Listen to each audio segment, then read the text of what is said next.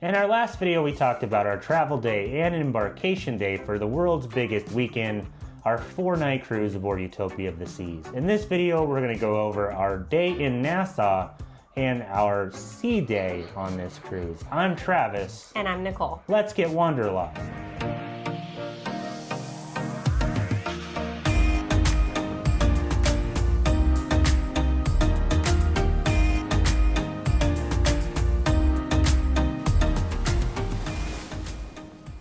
As I said in the intro, Nicole and I were on a 4-night cruise aboard Utopia of the Seas, and we talked about our embarkation day and travel day and how much stuff there is to do on this cruise. It's just jam-packed with parties and shows and all that sort of stuff.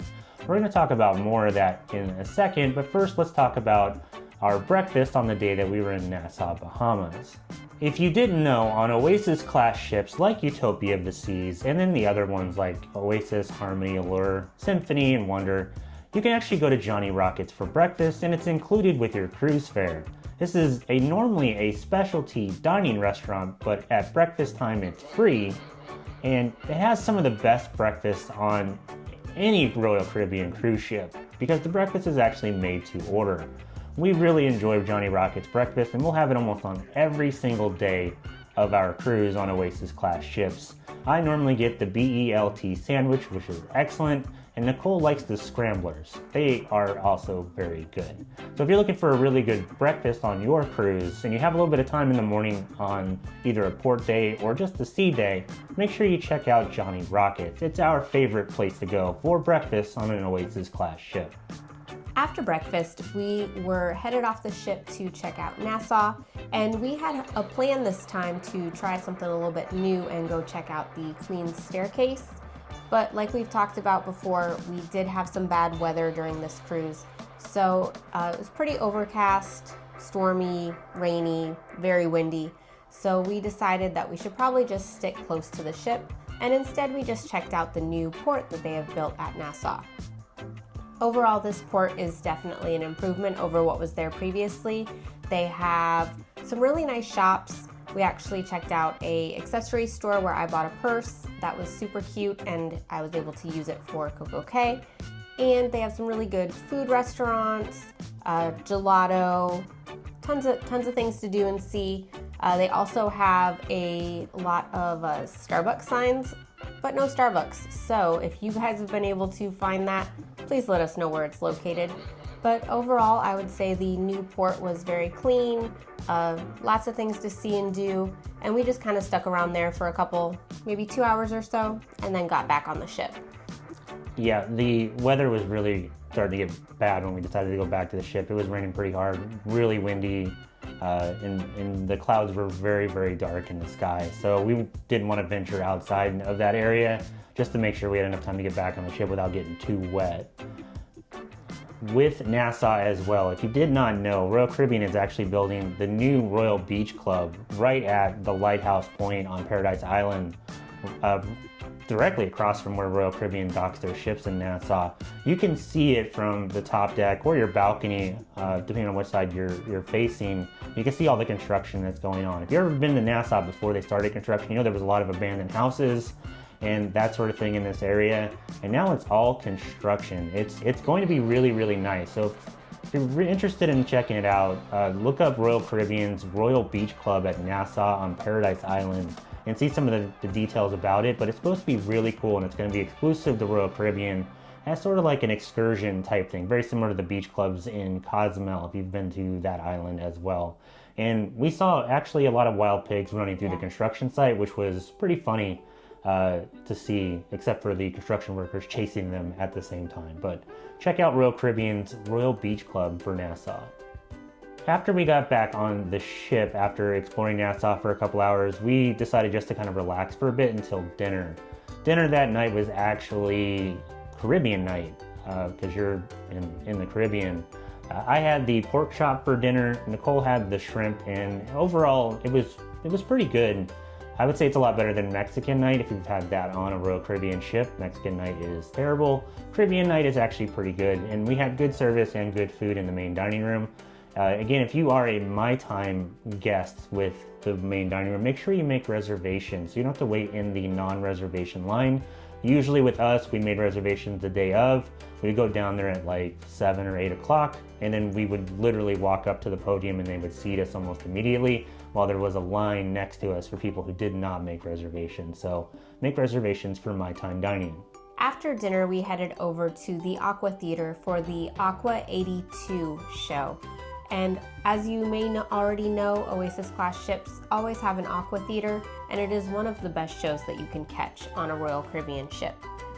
We actually got rescheduled for this show. We were originally supposed to see it the first night, but due to weather, every once in a while they do have to make arrangements so that it's safe for the divers.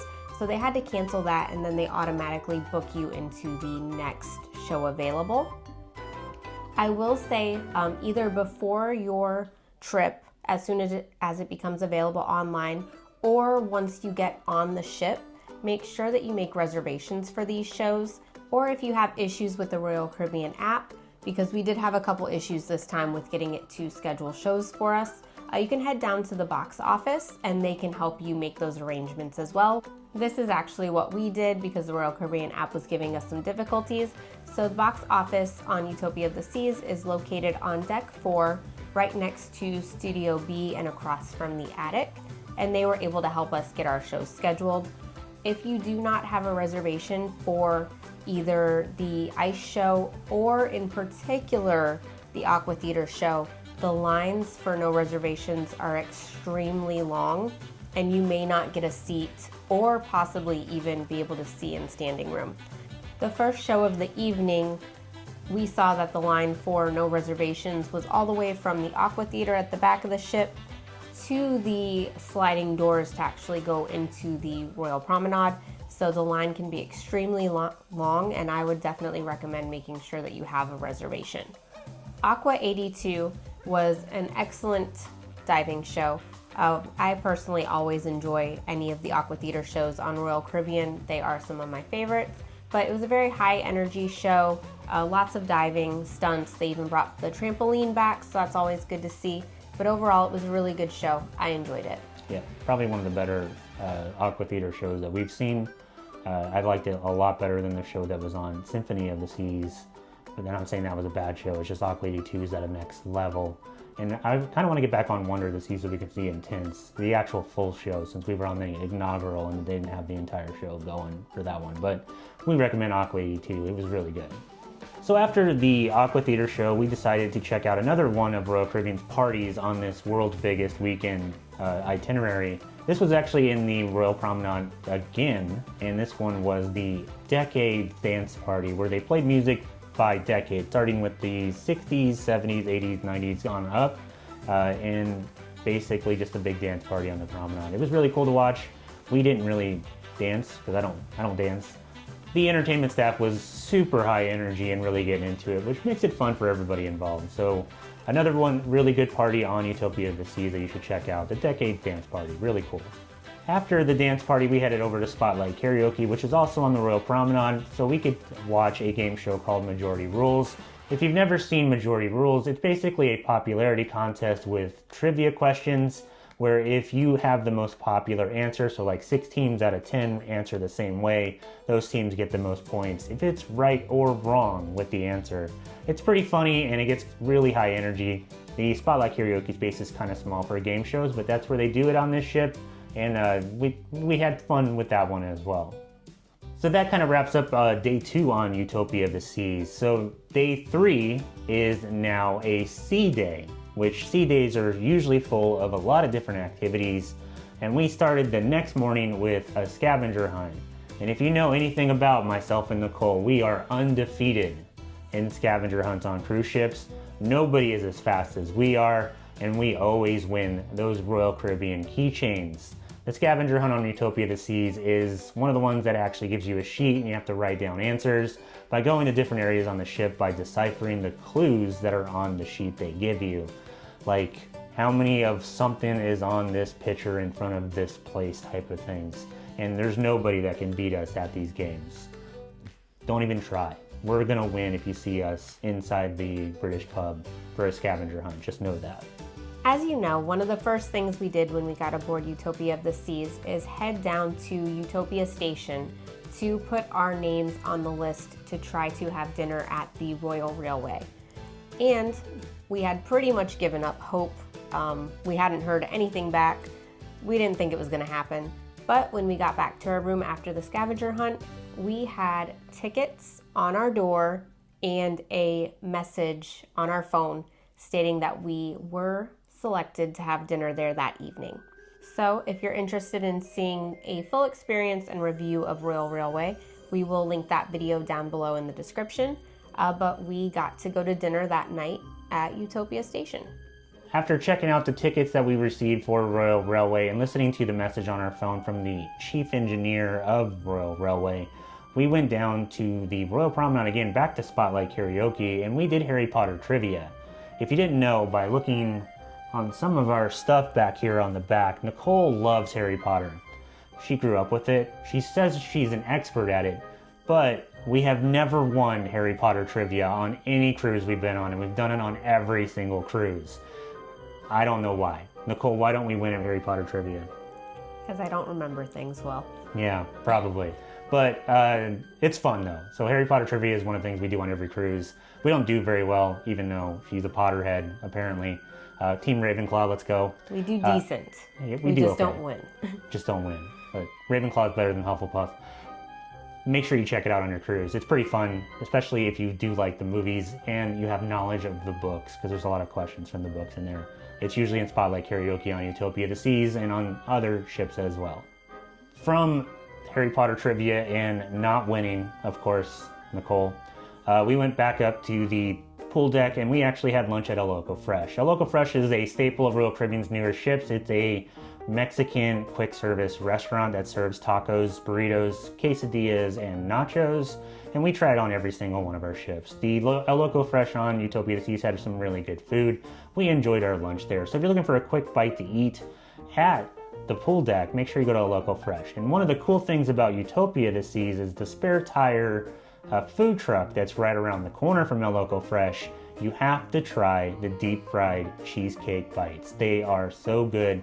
I honestly wish I would have grabbed 20 or 30 of them before they closed and taken them off the ship with me. They are excellent. So spare tire is definitely worth a check out. Just use the cheesecake bites as your dessert from lunch with El Loco Fresh. After lunch, we headed down to Studio B to check out the ice show on Utopia of the Seas, Utopia. In case any of you guys happen to follow any of the crew aboard Royal Caribbean ships, Jordan Bouth, aboard with Jord, is one of the lead ice skaters in this show. We actually got to meet her during muster. She's super sweet, super nice, and she said this was one of her favorite shows to perform on any of the Royal Caribbean ships that she's been on. And overall, I would say that it was a super great show. The cast did a great job. I enjoyed it. I always like the ice shows. Travis tolerates them, but it was a good show. It was very fun.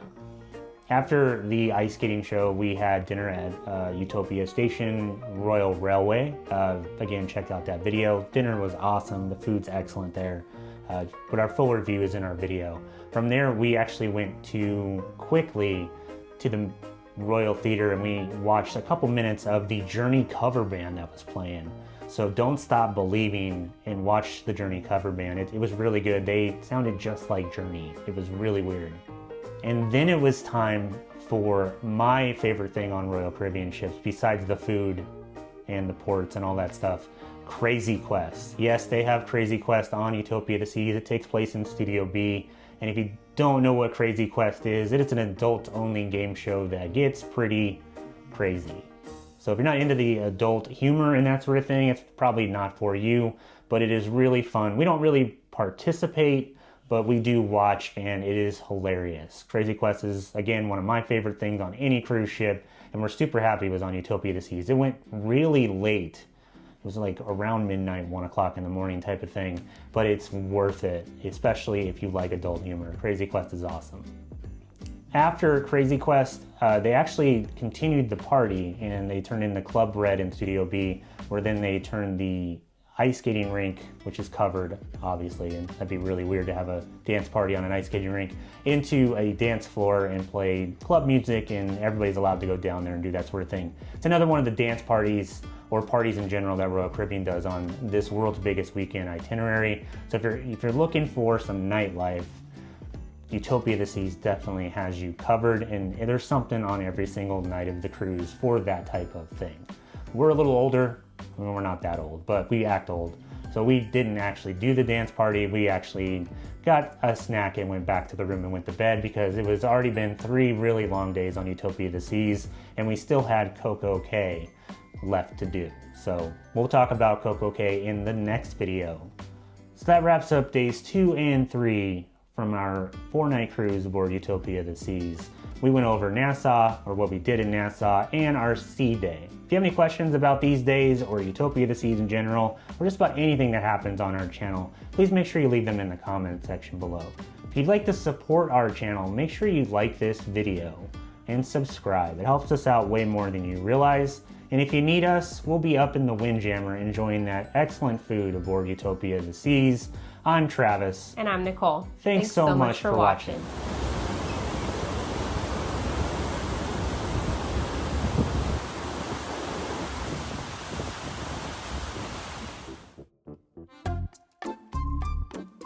So we had a request to have Miles in the next video. So by popular demand, it's Miles the cat. And this is how we're gonna get more subscribers and more people to like our videos. We're just gonna have a different cat in every single video, but we'll start out with him. We're not that desperate. Maybe we are. Tagger.